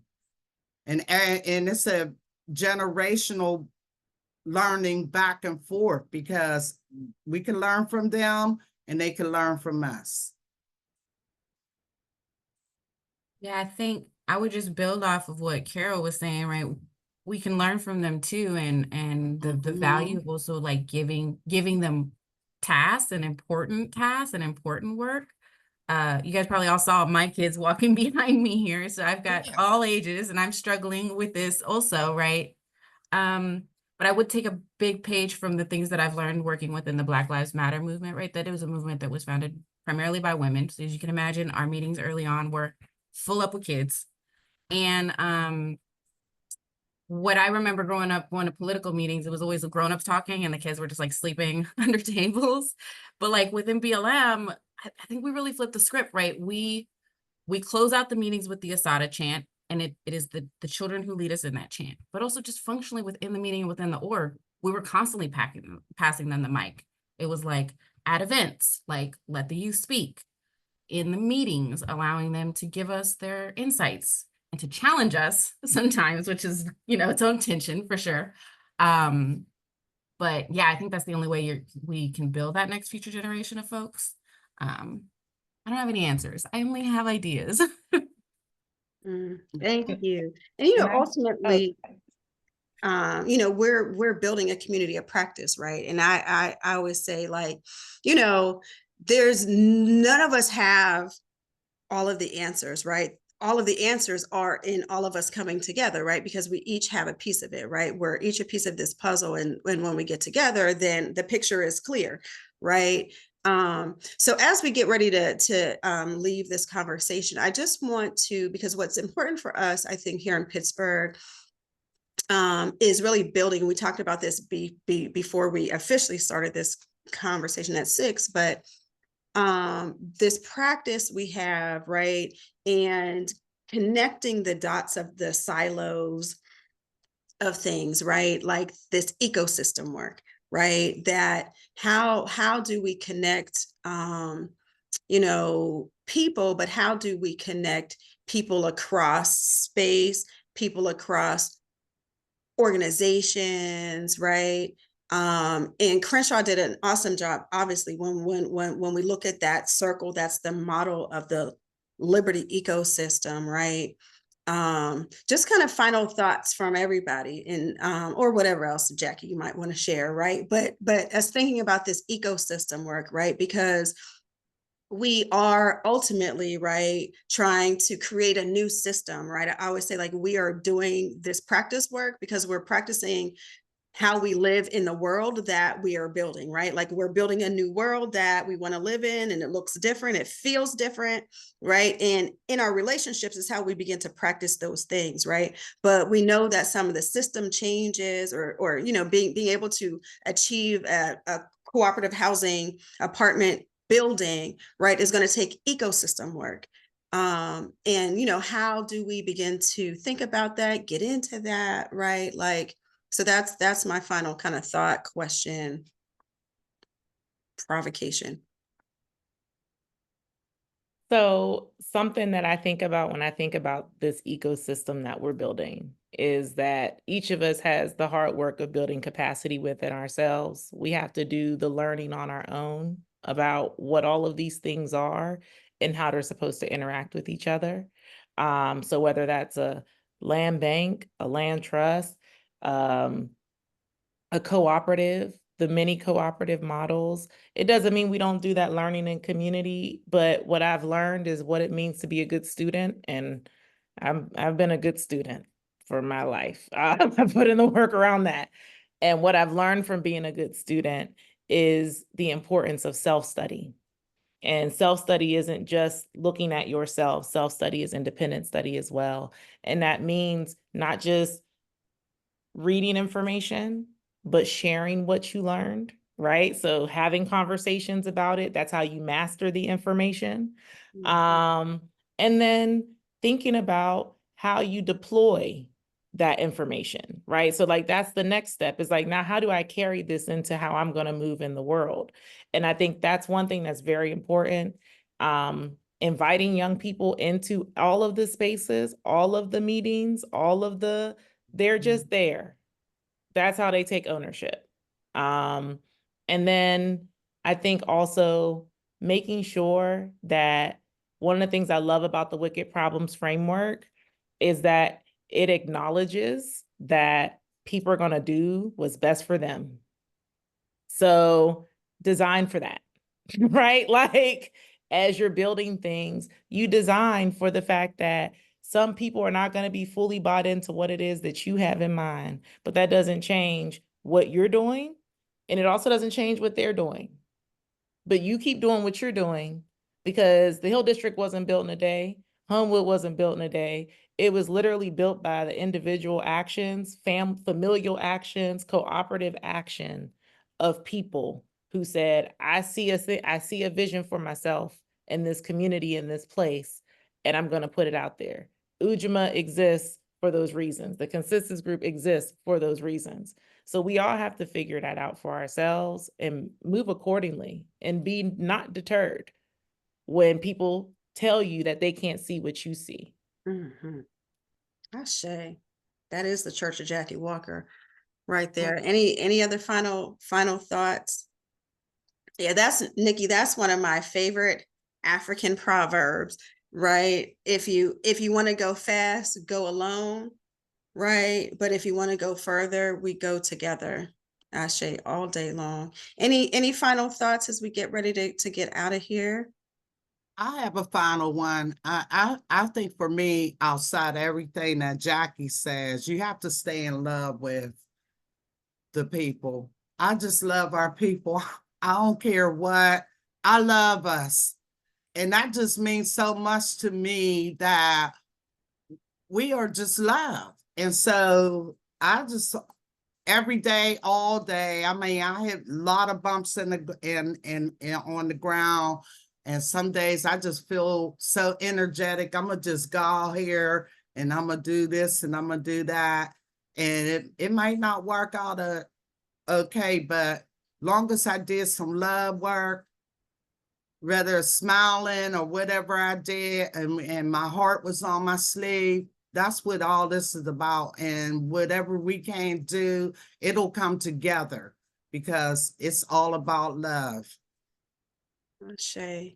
Ashe. Well, I want to thank everybody who joined us tonight. I want to thank all of our panelists, Nikki and Jackie and Tyi-Sanna and Carol and Thank Carl. you. I appreciate you all. Thank you, Sheba, for your support and hearing out our questions online in this webinar. We appreciate you. If folks have any additional questions, concerns, if you want to get active, if you want to learn more about Belmar Gardens, reach out. We'll get you in touch with Dr. Tyi-Sanna Jones. Right. Portals to Power is on Instagram. You can find Ujamaa on Instagram. We're Ujamaa Collective 15219. That's UJAMAA, right? Not two M's. That's the most common mistake. But thank you all. If you're in the Hill District and you want to get involved with the work that's happening in the Hill, you can reach out to myself, to Carol, to Jackie, or to Carl. Nikki's available if you want to learn more about the work that's being organized in Crenshaw, right? But there is work for everybody, and there are different kinds of work in this movement, right? There is a role for everybody. So get involved. Get the Collective Courage book. Again, it is we have it on sale at Ujamaa's boutique in the Hill District. You can also buy it online, and we look forward to seeing folks again. We come in closer and closer to Kwanzaa season, so that's also a time when we like to get together and showcase our Black cooperation. So you'll see all of us in partnership on December 29th for the celebration of the principle of Ujamaa, right, of cooperation in the Hill District. We'll be at the Energy Innovation Center. It's on a Sunday, so we're going to start a little early in the afternoon. So just save the date for the 29th, and you'll see that information coming out. And the consensus group has an event that's also happening next Wednesday. And so again, reach out to Carol. You can find the consensus group on Facebook. You can find their website, right? We are available and we're looking to connect. So thank you, everybody. Thanks, Have a everyone. wonderful And when we evening. Thank you, do come out Lakeisha. for our You're protest, Welcome. Thank bring you. your slingshot. Yes. That's all I have to say. Bring y'all slingshots. You're right, because we taking down the giants. Yes. Okay. All right. Good night, everybody. Night. Evening, y'all.